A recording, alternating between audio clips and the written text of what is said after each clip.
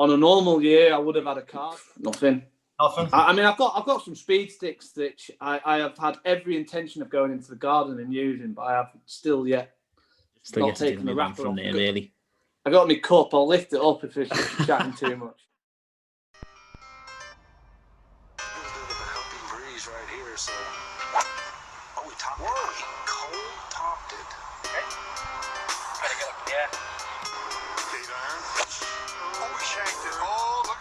Ladies and gentlemen, oh boy, is he on the sink. Welcome to the Bogey Boys podcast. Joined here by Kevin, Mr. Matthew Baldwin here. Took a bit of time out of his schedule of isolation to speak to us. Yeah, how's it going, lads? All right, mate. How are you? Yeah, not bad. Bit bored, but I'm getting there. I can imagine. Yeah, in isolation. Just got home from a couple of weeks in Dubai, I believe. Yeah, I went out practicing with the intention to go to South Africa for the first 3 Challenge Tour events, and unfortunately, when I arrived, it was put back to April. So that was a bit of a bummer. But I got some good work done, which is the reason why I went. So yeah, it was a positive trip. And while you were out there, obviously, you just had the Desert Swing as well. Was there an opportunity, if there was any pullouts, for you to get into those events as well? No, I mean, listen, at the end of the day, I was there, so anything could have happened. But the fields were so strong that there was a load of other lads kind of on standby as well, so to speak. Yeah. I played quite a lot of golf with Jack Senior, and he didn't get into any of the 3 that he would have done last year. Okay. Which was obviously disappointing for him, but he'd have got in the field before me, so yeah, there was no chance of that. I mean, you never say never, but no, absolutely not. Yeah. Is there many, when you say they're on standby, are they actually out there, or is the list go? It doesn't matter where you are, you're in the list, even if they have to fly out. Yeah, I mean, you've got an entry list. Obviously, there's a certain cut-off point, and then, certainly at the beginning of the year, you want to try and get out to obviously warmer climates anyway. So a lot of the lads were out there practicing. Some of the lads even live there now that weren't in the event. So it was quite good, really, because there was quite a lot of us out there practicing kind of together and having games together and stuff. But when you get like a cut-off entry list, there's always, you're looking at the first kind of 5-6 reserves will get into the event normally. Yeah, there's always 5 or 6 pullouts. It's inevitable. There's always going to be people that are entered into the list that don't want to play or can't play because they're injured. But they leave it last minute to pull out because they want to give themselves the best opportunity to play. Yeah, definitely. So how was the whole thing over in Dubai then? Did you get out of it what you wanted to? Yeah, I mean, I practiced hard every day. I went to the gym. Pretty much every day as well. Played some great golf courses out there. Practiced at Jumeirah Golf Estates and Trump, Dubai. So yeah, I mean, what a place for practice! It's just unreal. And strangely, it was like normal life. We're at home now in lockdown, can't leave the house. They're like normal life. It's just weird. It is. It's very, very strange year, and we can touch on that as well about how the COVID year went on tour for you as well, because you've obviously just come off the back of a decent season as well, haven't you? But the back here now, what are you? 10 days isolation now? Yeah, I'm in day 6, so I've been spending a lot of time on my indoor bike and lifting very little weight that I've got. Crawling the walls. What are you doing golf-wise? Obviously, we collared you yesterday when you were putting to get you on the podcast, but what are you doing swing-wise? Like nothing. I mean, I've got some speed sticks that I have had every intention of going into the garden and using, but I have still not taken the wrapper off them. They get to it. Brilliant. But as we were saying before, the purpose of this podcast is to get like professionals who know what it takes to make it, know what it takes to win out on tour, or even just do a PGA route, any sort of way that they've turned professional, and just get the backstories and give it up to where they are now and then what the plans are for the future. Okay, yeah, cool. That's basically what we're going to do. So basically for you, where did it all get started with golf, and what was your first handicap, and where did you play your golf growing up? I played all sports when I was younger. So my granddad, he played rugby for Warrington, Blackpool Borough, and Widnes, and he played for England a few times as well. So I've got a bit of a sporting background on that sense. But he used to take me on the local fields when I was like 2 and 3, just swinging a golf club and things like that. But I think it all kind of changed for me with my golf was when I was 14. I won the Lancashire under-18s. I was just 14. Yeah. And it was kind of unheard of back then for someone so young to win, an age group thing so much higher. So that kind of propelled me into the England setup, and then it just took over from there. Really, I mean, I played for England at 15 to 21. I turned pro off +3. I was off +3 when I was 16. So yeah, it's always been something that I've done, and did I want to do it as a professional when I was 14? Yeah, I guess so. I mean, but I had the options of playing tennis, played squash. Fortunately for me, I chose the right route. Yeah. I think. Oh, definitely. Yeah, when you look back at your career, it's just a fantastic achievement you've had there, mate. Definitely. So, talking about the progression there, you mentioned that you played for England. How was that whole setup for you? How did you find the England setup, and how long were you there for? Did you say? I was I got on the England squad when I was 14, and I played my first game when I was 15 for the funnily enough, with Paul Waring at I think it was England versus Italy. I was saying I think I should know this really, shouldn't I? England versus Italy, the under-16th, and it was at a golf course called Radcliffe-on-Trent. So yeah, that was my first experience of actually playing for England, and then I played the following year in the same match because I was still technically under 16, even though I was 16. And then that year I played the home internationals under 18s. I had a year off at 17, and then I was England boys captain at 18. So my experiences with England were, as a whole, good. I mean, don't get me wrong, there was times where I was pulling the hair out, and I wanted to kind of. I think with most golfers, they want to kind of do their own thing in the long run because it is an individual sport. Yeah. But as a whole, I can't fault it. It was brilliant. I got to travel the world. I got to play for your country, and it was a great stepping stone to turning pro. Because we've had a couple of other people who've been in the England setup, like Sean Tandro, Tom Gandy, and like we've had one speaking positively of it, and then we had Tom speaking like he just wanted to be left alone and like do his own thing, and he actually went backwards. Yeah, I think. From my experiences, I sometimes feel like, at least the coaches are fantastic, but it's an individual sport, and like when I think back, sometimes you see a new coach, and that was the thing. You don't always see the same coach when you're in group training, so to speak. Yeah. So each coach has different ideas about where you should be going with your golf swing or your putting or your chipping or your mental game or whatever it may be.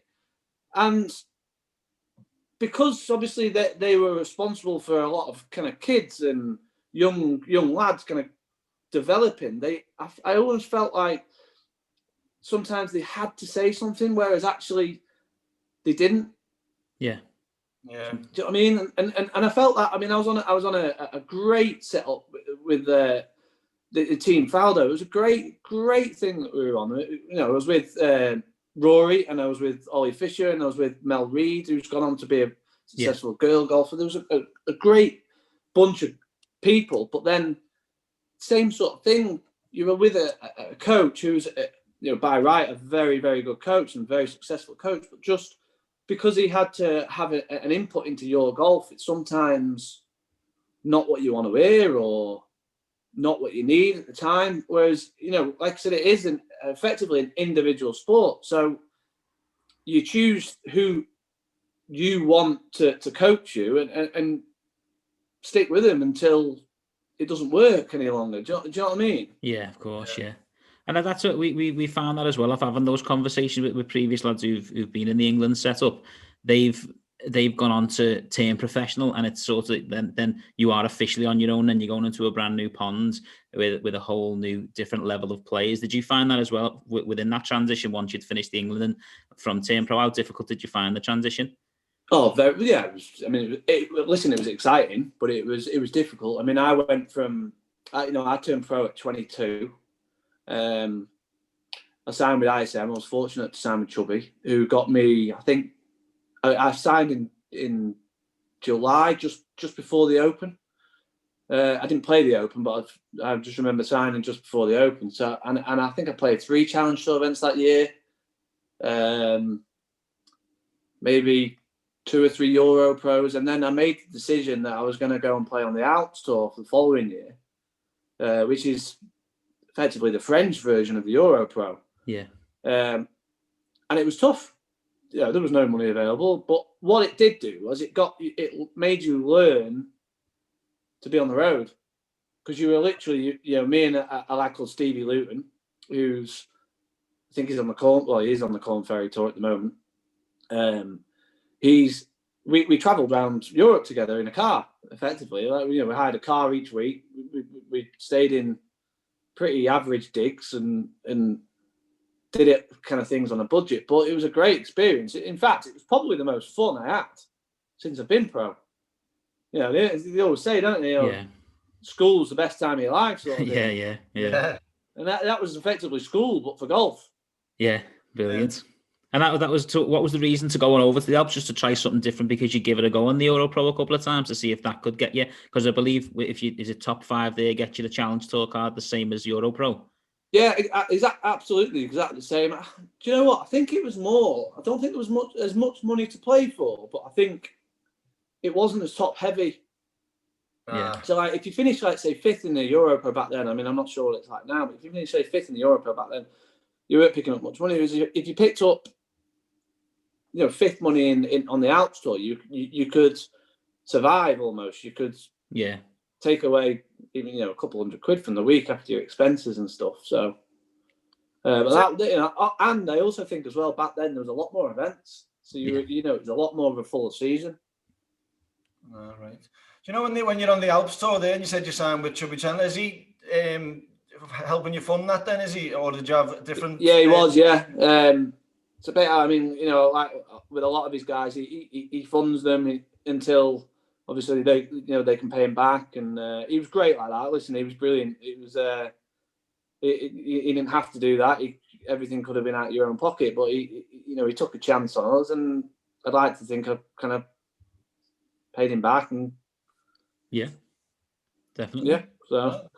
What we're finding is through the speaking that we've done like 12 or 13 of these anyway, and it's all about money. Loving your cup there, by the way. What you were giving me the cup there? I think that's your cue to shut the fuck up. Brilliant. Sorry, what were you saying? I was completely distracted then. I was saying that what we found is with all these people that we've been interviewing, it's all about the money. If they haven't got the funding, then they just can't make it. Like they get a couple of years off a person at the golf club, or it's just all about funding. Yeah, I mean, I think you've got to go out and you've got to do it. Do you know what I mean? You've got to do it. You can't rely on someone else to fund you. You've got to go out and you've got to be the one that makes the difference. Not the guy who's sponsoring you, unfortunately. And I know it's a bit of a blunt reply to you, but it's a fact. You've got to get to where you want to go as quick as possible. Yeah, definitely. And I can see from your progression, it was 2011 your first win on the Challenge Tour, wasn't it? So was that the turning point for you? Do you think? Because obviously since then you've cemented your place in between Challenge and European Tours since that position. Yeah, I mean, like I said, I turned pro in 08. I played a little bit, and then I played a little bit that year, and then I played a lot. 09. Chubby got me 4 invites, and I got myself another 4 invites to the Challenge Tour for 10. Yeah. Which then got me effectively a full card for the Challenge Tour for 11. And then I started, funny enough, going back to Chubby, I always remember him calling me pretty much the week before I was due to go to India for the first Challenge Tour event of the year in 2011. And he said, look, you've got 400 quid left. I can't give you any more money. So I didn't know what I was going to do after that. So I went to India with 400 quid left, and I don't know whether it spurred me on or give me a bit of a kick up the arse or whatever it was. But I finished fourth that week, and I picked up 12,000 quid for it. So that then spurred me on to then go. I went to Colombia from there, and I finished sixth, I think, and I picked up another, say, like 8,000. I can't remember the exact figures, but it was about 8,000, and that paid for my year. Wow. Yeah. So we'll never know whether Chubby would have given me any more money or not. But at that point, it was a bit of pressure for me. Yeah. To go out, and I guess it did spur me on looking back, and I won towards the back end of the year, and I had a bit of a blip in the middle after Colombia. I missed 4 out of the next 6 cuts, and then finished in the other 2 like 50 or 60 or something, which was picking up, even on the challenge, it was picking up 300 quid, which is better than nothing, but it's good for nothing at the same time. Yeah. So then I had a run. I started working with Lee Crumblehome, I think, that year, at the beginning of the year, and I had a run of 11 events where I won the 11th event and I finished 3rd in the 10th event, but I wasn't outside the top 20 in them 11 events. So I was picking up money consistently, and then all of a sudden the 3rd in the win jumped me up to 10th in the rankings, which is where I finished. Brilliant. That's nice. Do you think that was a tactical move by Chubby, or like, how does the conversation go when he says you've got 400 quid? What do you say? Like, why? Or like, just say fine, or what do you do? Yeah, to be honest, it was 10 years ago. It's probably, to try and recall what the exact conversation was would be quite difficult. But yeah, it was, I don't know, it might have been a tactical move. Listen, he might support me for the rest of the year, even if I missed the first 5 cuts. I don't know, but might have been a clever bit of management. I'm just wondering, has he ever said, like, I've done that on purpose there to spare you on, or is he just forgot about? We've never had the conversation since. I mean, I'm not with ISM anymore. I'm with Octagon, who Stuart Cage was at ISM, and I moved over to Octagon with Stu. Yeah. Right. Brilliant. So moving on to, obviously, throughout the years, then 2011, you said your first win there, and then you started playing in the major championships from 2012. Obviously, the first one was the Open at Royal Lytham. What was that whole experience like, and how did you actually qualify for that? I got in through Sunningdale, which is the European Tour qualifier for it, which sadly doesn't exist now. But what an experience. And obviously never played it. I missed out a couple of times as an amateur by 1, but to play kind of not your home Open, because obviously I'm a member at Royal Birkdale, but to play a very local Open was incredible, really, and to do well in it was, obviously incredible as well. I see. I got in through Sunningdale. I remember I said to my caddy Smarty at the time, I'll never forget this. I was going down the last, and I said, I need a birdie to shoot 29 here on the back 9. On the Sunningdale New, and which at the time, Crumblehome, my sports psychologist, probably would have hit the roof for me, because I'm meant to be process, and not outcome and stuff. So, but where I recovered it was I parred it, and I still shot 29. So I was that much in the process that I'd forgotten about what score it was. Brilliant. So I got in. I think I finished like 3rd, and I think it was like 10 spots, and so I got in with. I got in through Sunningdale, and then I went on to do well in the Open. I finished 23rd. I played a couple of practice rounds with Westy, and as a rookie and a first year out on tour, it was just what an experience. It's what you dream of, isn't it? Really, getting out there, playing the Open and stuff. It's I mean, I played the US Open about 4 weeks before. Yeah, I can see that. Yeah, the Olympic Club, wasn't it? Yeah, which that was phenomenal as well. That was just mental, really. It's the only word I can describe it. It's mental. I played 2 groups. I think it was either in front or 2 groups behind Tiger in the first 2 days. Wow. And it was absolute chaos. It was crowds. Chaos. Yeah. But being a young kind of rookie, I had like nerves of steel. I didn't care. I was loving it. I thrived on it. Yeah. Whereas now I'd be like, shit. Yeah, what's it here? Yeah, Yeah. I can't take it back. My legs are like jelly. No, but yeah, You know, with the US Open courses are known for being a difficult test. Does being a member of Birkdale have helped you play when you went to the Olympic Club? It was very different golf. Yeah. I think Birkdale, what you got to realise with links golf courses, they're obviously very weather dependent. So, if the weather's bad, they are naturally tough courses. Yeah. Whereas, obviously, Olympic Club and Oakmont, the other one that I played, they were set up tough. They were made brutally hard just through stupid things like a 110-yard par 3, which you couldn't hit a lob wedge to 30 foot because of the pin was like 2 yards on or 3 yards on the green at the front edge, and it's like trying to land it on a car park. Just little things like that, which they intend to do because they want to play with your mind. Yeah. You get onto a 110-yard hole, you're thinking, bit of a chance here, but actually, par's a good score again. Yeah, definitely. Yeah, sounds it. So, if you could do like a comparison between the two, because you've played 3 Opens and you've played 2 US Opens, you've just touched on the difficulty and the difference there. What is the actual difference between the two? If you could just talk us through that, a bit of insight to the Opens. Well, the US Open, the 2 that I played were very green, very like lush fairways, deep rough, but then the greens were outrageously quick, outrageously slopey and firm.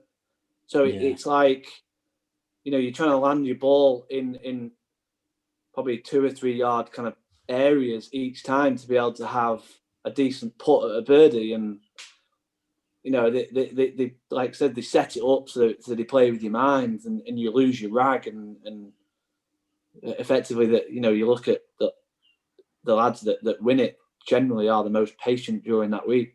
Yeah, that was about the patience, yeah. And then in the Open, obviously you're used to links golf, aren't you? So yeah, and the Opens, they love it fast and furious, don't they? They love it playing quick and relying on obviously a bit of bad weather to come in and stuff like that. But I mean, in terms of golf course setups, I mean, I played obviously Lytham. It's tight, big bunkers. It wasn't particularly fast. Got away with the weather a little bit, I think. I think on Friday it was really wet, which obviously then slowed the course up a little bit as well. But I think as a whole, it was quite mild, the weather. And then I played 14 at Hoylake. That was fast. And that was windy as well, to be fair. When I played, I always remember I played my second round, I think it was about like 4 o'clock or something. It was like last out. And Garcia had holed like a 9-iron on the second in the morning. I hit 4-iron in there. And there was absolutely no way I could have landed it where Garcia landed his 9-iron to hole it because it was just over a bunker. Wow. So it's very, like I said, it's very draw dependent, very weather dependent. Definitely, yeah. It's a big difference, isn't it? Yeah, I mean, but if I could play one major for the rest of my life, it'd be the Open. It's phenomenal, being British, playing on British golf courses and that. It's just, it's incredible. And I imagine from your perspective as well, you've played Lytham and you've played Royal Liverpool, so I imagine you had a lot of support with you there as well. I did, yeah. I had a load of family and friends, which is obviously always nice. I mean, I played at Port Rush. I had a load of family come over as well, and a couple of friends come over as well. So I think wherever I play the Open, they'll come to it. But people that you wouldn't expect to see there, members of the golf club, or they turned up. Members of my old golf course, Hesketh, they came round, and just people that you hadn't seen in a while, and it was really nice. It was quite overwhelming at times as well. But once you're kind of on the golf course, kind of focused on what you shouldn't be doing, sometimes crowds help because they kind of line the fairways a little bit better for you. Yeah. Yeah, so Matt, going back to your the 2 US Opens that you've played in, like obviously you do qualifying for the British and different things. How did you get into the US Open? Did you do the same route or? Same way, yeah. The European Tour hold a kind of European qualifier. I think there's 11 spots. and they have that at Walton Heath. And I've 36 holes in one day, and first 11 go through. Wow. And they say they don't have that no more, no? They have the US Open one. They didn't last year, obviously, because of COVID, but they have the US Open one. The Open one, they've gone to basically top 3 players that aren't already exempt in the top 10 at certain events. Okay. So, like, I think the Irish Open's one, Scottish Open's definitely one. Yeah. Joburg Open maybe one. So there's certain tournaments around the world, I think probably to give the internationals a bit more of a chance to get in, really. Yeah. No, but that what you just said, didn't know about that, the Walton Heath one there, it's good that you can just turn up on a good day, 36 holes, and next thing you play in the US Open, yeah. Can anyone turn up to the top 500 in the world ranking to be able to get in? Yeah, right. Say, Kev, I think Kev was getting some ideas there. Get practicing, Kev.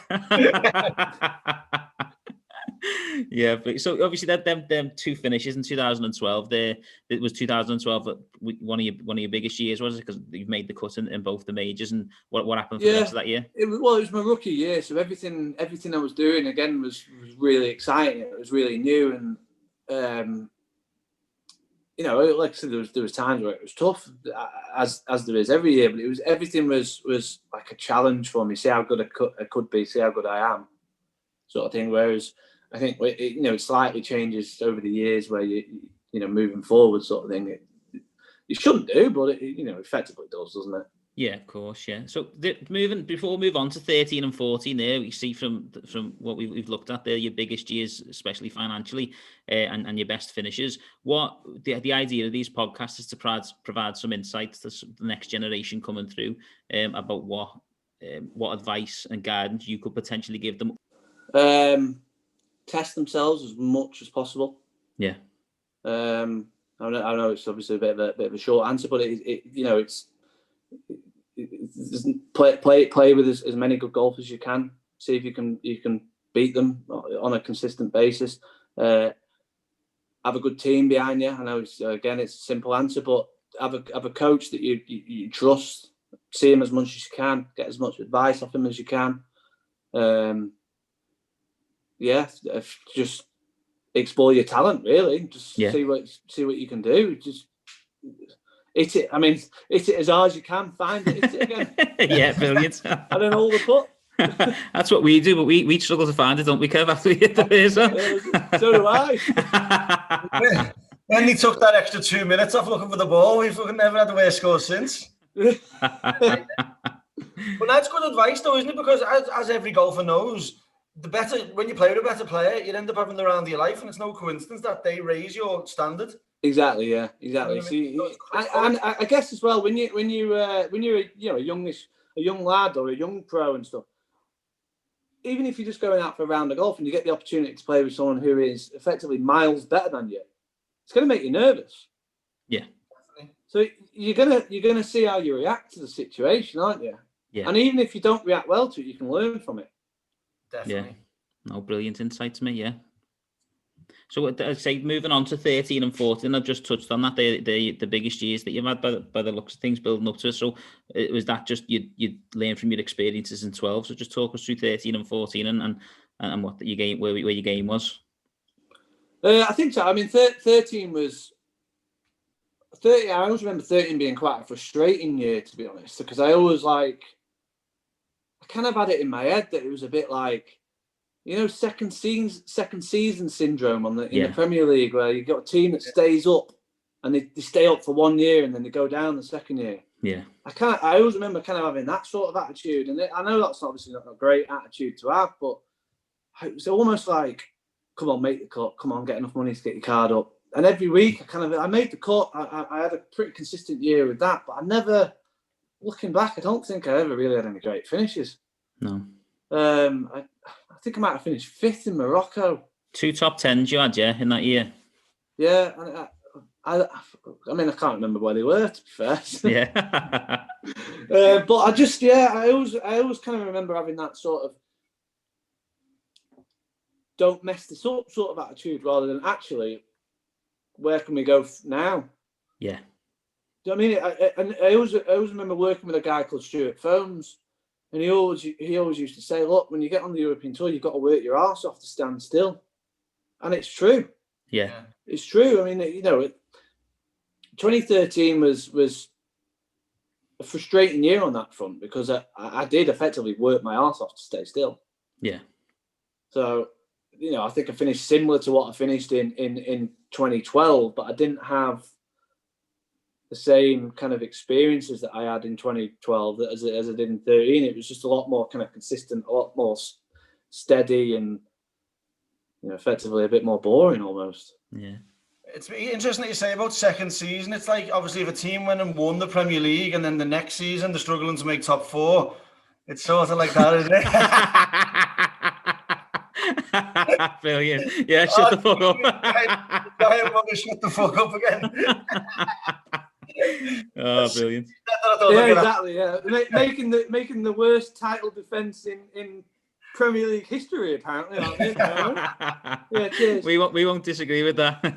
Yeah, but to be fair though, we're not allowed to talk about injuries because it's just excuses, isn't it? Yeah. No, that's it. I just feel like, because obviously for the listeners, Matthew's a Liverpool fan and we're Everton fans, so we're just having a bit of banter. Yeah.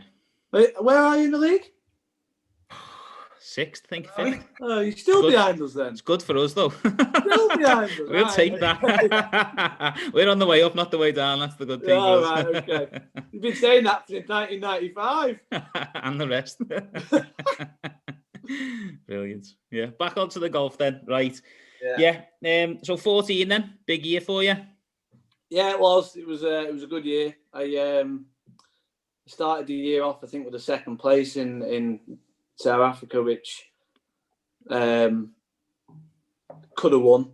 I had opportunities to win. Didn't shy away from it. I just honestly got beat by the better golfer on the day. Yeah. I won't go into who it was or anything like that. It could be quite controversial, my comments, but no. We live for controversy. You got to get it up.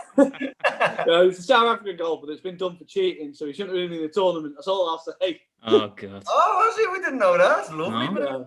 We'll leave it there. We'll go no further. Okay. But so that kind of spearheaded my year. Had a bit of a funny year in terms of consistency. I think I only made half the cuts, but I seemed to, the cuts that I did make, I was always kind of there or thereabouts to have a really good finish. And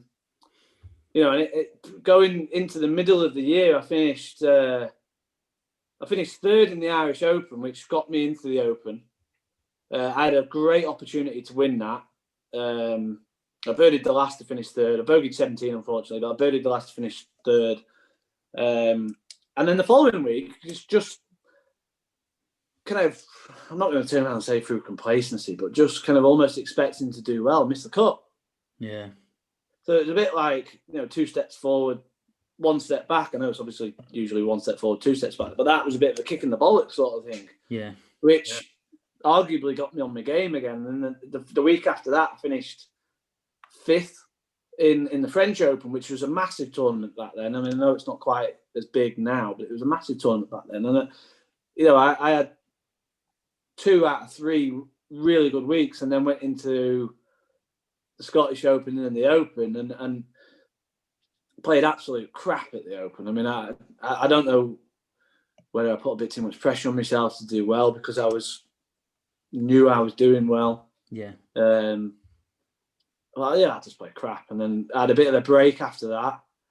I had a holiday and a bit of time off and then came back and wasn't really the same. But I managed to just kind of get into the top 60 and played DP World. And it was a great year. Good year, yeah. Yeah, so you were saying that you piled pressure on yourself at the Open. I know you were saying it's good having home support, but does the fact that it was at Royal Liverpool and you had pressure onto yourself, is that what you sort of were getting at? No, I don't think so. I think it was more just me. In general. Yeah, just more. Listen, at the end of the day, there's only one person that can put pressure on yourself, and it's yourself. Yeah. I mean, what some of the famous cliche sayings in the world, there is no pressure. Pressure's for tyres and things like that. But there is pressure when you put it on yourself. You can't physically put pressure on me. The only person that can do it is myself. Of course. And I think I kind of went into it expecting kind of good things and expecting to do well, and it didn't work out. Yeah. Okay. And then we see obviously the following year, then in 15, you took some time off. Yeah. So obviously, what happened there with 15? Because I think when he played, was it 5 or 6 tournaments? Was it? Yeah, I think I started the year off pretty steady. A lot of cuts, but nothing going. And then I went to China and unfortunately fell ill. Had 3 days in bed and then flew home. And I had to take the rest of the year off. Really, I played one more tournament after China, which was Wentworth.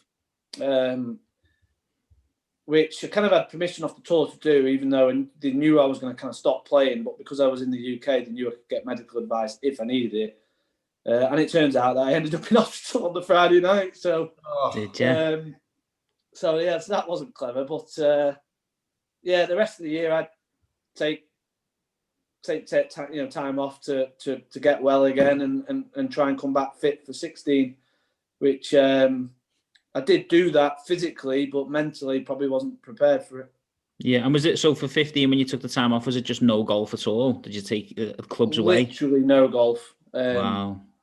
Couldn't do it for insurance reasons, really. I had an insurance policy in place that said, like, look, as soon as you start playing golf again, we'll stop paying you, to cover my cost of living.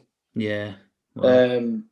There was spells during kind of the operations that I had where I had 4 months off. I was completely physically fit, but knowing that I had to go through another operation to kind of complete the process, there wasn't any point. Yeah. I kind of used that time actually to kind of lose a bit of weight, get fit, and get healthy. Yeah. It's pretty inspirational to see then how you've took that whole year off there, no golf, no nothing, to come back the way you have over 16 up to now, pretty much. Yeah, I mean, listen, I'm nowhere near where I want to be. Absolutely nowhere near where I want to be. I want to be better than where I was in 14.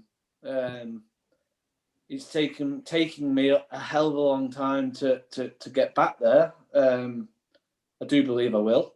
Yeah. I'm fitter and stronger than I've ever been, and I'm playing better golf than I've ever been. Unfortunately, I'm playing better golf than I've ever played on the wrong tour. Yeah. If it had played like I did kind of towards the back end of last year on the main tour, I would be nearly halfway there. Do you know what I mean? So it's been a very tough kind of 5 years from that point, if I'm honest. It's been there's been times where I've wondered why I'm bothering. There's also been times where I've kind of been feeling like I'm getting somewhere, and then all of a sudden something happens, either myself or things out of my control, sort of thing, where I've not been able to get back to where I was. I mean, I got my car. I played 2016, and I played. I think my third event back was Abu Dhabi, and I was surprisingly third going into the last round. Real surprise. I was 10 under, second to last group out with Benan and Gracie, and it was out of nowhere. Like, it was literally like my third event back. I had a crap Sunday. I think I shot 75 and finished like 20th. Yeah. But thinking that I would go push on from there, I didn't. I almost used that crap last round, so to speak, as a bit of a negative for the rest of the year. And I went on and missed like 17 cuts on the run, and then it was only after the time that I kind of accepted that I was going to lose my card that I started to play a little bit better again. Yeah. So frustrating, but arguably I came back too quickly. Not, again, touched on it earlier, not physically, but mentally I came back too quickly. I had no kind of... initially, I was chomping at the bit. I wanted to get back as soon as I could. And I always remember having a phone call conversation with David Garland, who's, I'm not exactly sure on his full title of the tour, but he's very high up on the tour. And he said, look, the only advice I'm going to give you is don't rush back. But I did a rush back because I was dying to play. Yeah. But it soon became, apparent that I wasn't ready. And it was too late by then because I played 10 events and declared that I was fit to play. So I had to kind of carry on. Crack on with it, yeah. Yeah. As you say, well, having a year off not doing anything is hard, isn't it, to get back? So it's going to put you back. But seems to, like, obviously as your momentum's going now, it's hopefully that's all behind you. Just a year to forget. Hopefully, yeah. I mean, like I said, certainly towards the back end, the last kind of 3 months or 3 months of last season, I started to show form again. Started to kind of believe in my form again. So hopefully, if we get to play golf this year, I'll say if. Yeah. Hopefully I can show it, but yeah, it's down to me, isn't it? So it is. Even looking at your results there from last year, was it tied second in Andalusia, wasn't it? You just missed out by a shot there from winning that on the Challenge Tour, and then you've played a number of European Tour events last year in the English swing, didn't you? So I was the whole COVID saga of last year. How did you find that? Well, I started off well in January. Started off well. Played South African Open. Finished 20th or something like that. Can't remember. And then I went to South Africa. I missed the first cut, but then played really solid for the next 2 weeks. And then COVID hit. So then we had three months off. I think it was 3 months off without a tournament. And I came back from the break almost. I kind of made it my mission that I was going to lose quite a lot of weight, and I got fit, and I lost 2 stone and looked really well and that, but it was absolutely useless for me golf. Was it? Oh, it was useless for me. I came back and I was like, I was fit, but I just couldn't find the balance of kind of swinging the golf club and being fit. Do you know what I mean? I had to grow into it again, sort of thing now. And after the first 6-7 tournaments, I think I made one cut, and even in that one cut, I would finish like dead last.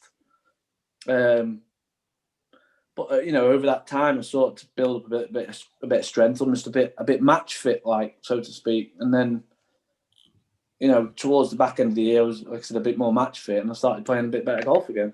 Yeah. Do you, when you say you find the balance, do you mean as in like you're physical, or do you mean like when to practice and when to run and when to lift weights? No, I think more the physical side of it. I think Really? I mean, you hear about it quite a lot, really. You hear about lads that kind of lose a lot of weight and get a lot fitter, but then they can't swing a golf club because they're not used to it, because it's not their body type, sort of thing. Do you know what I mean? So it makes sense, yeah. Darren Clark. Something like that happened to Darren Clark where he couldn't swing. It happened to Clark. I think it happened to Monty. I mean, there's always also on the other side of it, there's been loads of positive things that have done it. Yeah. So, look at like Rory, for example. Rory's always a chubby kid, wasn't he? Look back, the first few years out in tour, he was a chubby kid. Yeah. Then all of a sudden now he's like this absolute machine, isn't he? Yeah. I mean, he's not a pick on him, yeah. So there you go. No. Isn't it? Well, it's similar to what we talk about machines there as well. You've got Bryson, the whole Bryson saga and what's going on there. What's your whole opinion on what he's doing and the distance he's going for and trying to dominate courses? Are you one of them? I know you mentioned there you got some swing sticks. Or are you working on your swing speed and things? I think everyone can work on the swing speed. Yeah. There's Bryson swings at 130 mile an hour, it gets to 215 mile an hour, whatever it is, ball speed. He wants to get to 220. Yeah. Everyone always wants to hit it further. Yeah. I think he's very inspirational in what he's done. Is it for me? No. I look at, say, DJ, who is out and out the best golfer in the world, and he is naturally an athlete, but everything he does is in balance. He hits it 330 yards through the air. Same with Rory. Everything he does is in balance. When you watch Bryson do it, and granted, he's going to have his weeks where he absolutely tears the golf course apart because he's going to hit it straight, but it doesn't look to me like it's balanced. So he's going to have, and I think he's even said it himself, he's going to have weeks where he's not going to compete because he's going to wang it everywhere. Yeah. But he's going to have certain weeks of the year, and if he tailors it to him where he peaks at the right time, he's going to win what he wants to win, which is the majors. Yeah. Yeah. I thought you were going to give an answer then by saying, well, the fact I haven't took my speed sticks out the wrapper should give you an indication of where I'm at with that. Yeah, well, exactly, yeah. After this conversation, I'm going straight in the garden. There you go. Bit of inspiration. Lovely stuff. So what's next then for you, Matt? What's the plans? I know you've got your isolation now, and then you've got what European full challenge tour card next year, and European tour starts. I've got a full challenge, and then it's not a very nice way of putting it, but I feel like I'm in a little bit of no man's land with it because I've got a full challenge, but I've got some sort of status on the European tour, which last year got me into kind of 90%, 95% of the tournaments after the restart. Whereas this year, I'll be surprised if I get in, say, 10% of them, because they are doing, they've announced, unless obviously it changes again, they've announced that they're going to do promotion onto the tour and relegation off the tour. New boys know about that with the relegation, wouldn't you? Every year. Here he is. So I can't see people not playing this year, which will mean that through the tournaments on the European tour, the strength and depth will be there. So I won't. Unfortunately, I don't think I'll get the call. I think even if I did, I'd probably still play on the Challenge Tour because my target is to get off it and get back to where I want to be. Nice. That's meant to be starting in April. Yeah, we'll see. It's meant to be starting in Africa. I'd love to go. I'd love to go and compete, but I just can't at the moment see it happening. Yeah. And then from May onwards, it's Europe, and there's about, I think there's 25 on the schedule. That's including the 3 in South Africa, including 2 in China. So say there's 20 events in Europe, which is more than enough to determine who the best 15, 20 golfers are on the tour that year. Yeah. Definitely. Do you know, there, Matt, when you come second in Spain, and obviously you've won in Spain, when you're actually going to go to Spain, are you feeling like more positive and like better when you're going there, like mentally? Or is that just a coincidence? I think it's probably just a coincidence, really. I mean, because some people, you play well at it, football players play well at a certain ground or a certain course. Just never really thought of it like that, to be fair. So, I mean, to be fair, I've won other tournaments in Spain as well, which, first time I've really kind of thought about it. I finished... Next time you go on the plane to Spain, right, give us a call and let me know how you're feeling. Yeah, I will, yeah. Look a tenner on me. I think one of the first events is in Spain, actually, so... Well, there we go. You're getting backed. Yeah, to be fair, no, I never really thought about that. I think... I'm trying to think whether the golf courses were similar. The golf courses were quite similar, actually, yeah. Yeah. So maybe it was more the golf courses than the actual... They suited your game, yeah. Yeah. So, And one more little question here. If you weren't a golfer, what do you reckon you'd be doing? Binman? Pass. No idea. I've got no idea. No. I just think David really funny asked that question. You know what's really funny is I've kind of... I was saying this to my mum the other day and my missus. I said, I've always played golf. So, I never thought about what I would do if I had to stop playing golf. And only in recent kind of, the pandemic and where I'm at with my career and stuff, and I'm 34 and, I'm not no spring chicken anymore. I know I'm still young in terms of the lads that are doing well out on tour, but I'm not on tour. So to get back on tour, I'm going to be one of the older boys when I get back there. And I've always kind of thought, what would I do? And I am absolutely clueless. Yeah. Clueless. Well, it's sort of like have you got any recommendations? Let me know. Come and join our podcast with us. You become one of the bogey boys. Yeah. Might have to change it to Birdie Boys then if you're joining us. Can't be associated with bogeys. No, definitely not. That's because we're shite. Yeah, definitely. When did you start working with Lee Crumblon? Because we've had him on and we've had a good insight into his philosophy and all that. I reckon I've worked with Crumblon on and off, more on than off, but on and off for 14, 15 years. All right, nice. Yeah, even probably just before I turned pro, I was working with him. Yeah. Great bloke. One of me, not just a sports psychologist to me now. He's a really good friend and Yeah, top lad in here. Massively trust, yeah. And do you think that's important, again, going back to the insights and things for people who are making that transition to pro, about getting a strong team behind you from the very start? So would you say that get a psychologist straight away, golf coach, but not just a swing coach, the different elements you put in the short game? I would say that's probably one of the most important things you can do is get a group of people behind you that you trust and lean on them. Use their experiences, use their knowledge. Get as much info as you can. I mean, I'm preaching here a little bit. I probably should practice it a bit more. But there's guys out there with unbelievable knowledge that want to help people. Yeah. So why not use them? Use that to your advantage. Yeah. Yeah.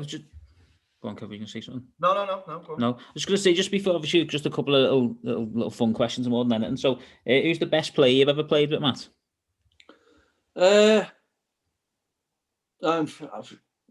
Best player I've ever played with, who is the best player now, is Rory. But he was a young kid when I used to play a lot of golf with him.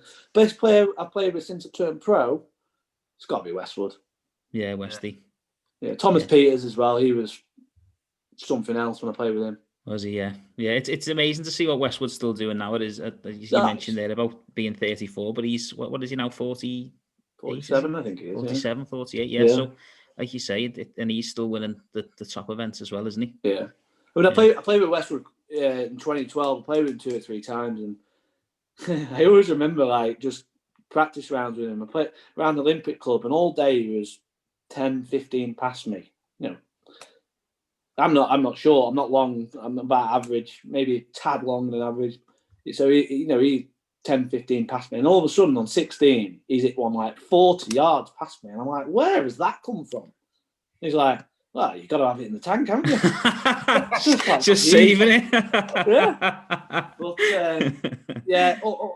unreal. I mean, tee to green, the best you'll see. Yeah. Yeah, he's very, very consistent, isn't he? Shows, doesn't it, as well? Definitely shows, yeah. And then just another one, of a couple here, the best tournament you've played in and the best course you've ever played on. So you mentioned the Open, probably a few, isn't it? Yeah, best experiences, I'll say, the US Open. Okay. Yeah. Best experiences, US Open. Best tournaments, the Open. Just because it's the Open and I'm English. Yeah, of course. And obviously having my friends and my family so close, supporting me as well, that's another reason. Best golf course. Get asked this a lot.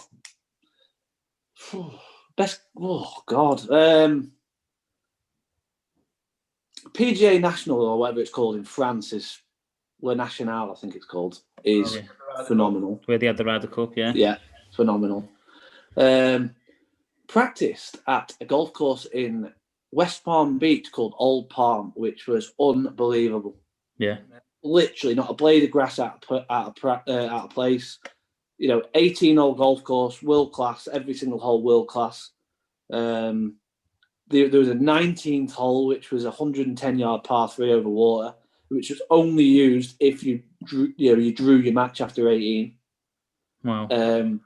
They had 3 practice holes around the driving range, a par 3, a par 4, and a par 5, which were all in as good a condition as the golf course. And you could go out with a basket of balls and just hit as many balls as you wanted. So that place was... More places should have that, really, shouldn't they? It's such a good thing. I know Formula tried to make that little chipping area, didn't he? And obviously failed, but a few little practice hole would be unbelievable, and if you got the space. It's the money, though. It's the maintenance. It's so much money. Yeah. But I mean, I can't see past Birkdale. Yeah. What a place. People say I'm biased, but if you look at the individual holes on Birkdale and then put them all together to make a combined 18, it's brilliant. Yeah, it's amazing. The natural land that it's on, it's just brilliant. Yeah. No, I love playing Birkdale. Played there a few times myself, yeah. We have to come over. Yeah, I'll have to get you out there. Yeah, get us over, yeah. I'll take you up on that one. Not a bother. Yeah, well, sounds good. To chop it around that place. Yeah, definitely. Yeah. Yeah, I'll know why you called the Bogey Boys then, won't I? Yeah, you might. As we said before, I might raise my game and start making birdies when I play with you. That's it. How many shots am I getting? Speaking of Bogey Boys, we've got a golf day coming up. We've asked every professional that's come on to play and make up a few teams and stuff. We don't know when it's going to be, but we're going to work it around the schedules of the tours. So hopefully, if you fancy playing, the invite's there. If you're free, no, absolutely not. Yeah, sounds good to me.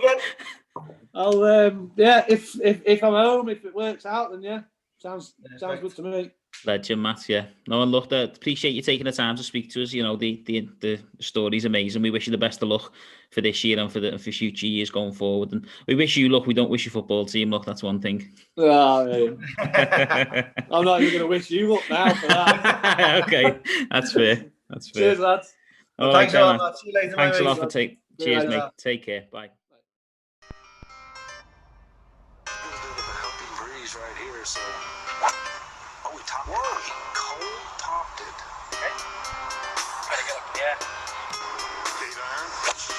Oh, we shanked it. Oh, look at that line, ladies and gentlemen. Oh, boy, is he on the sink.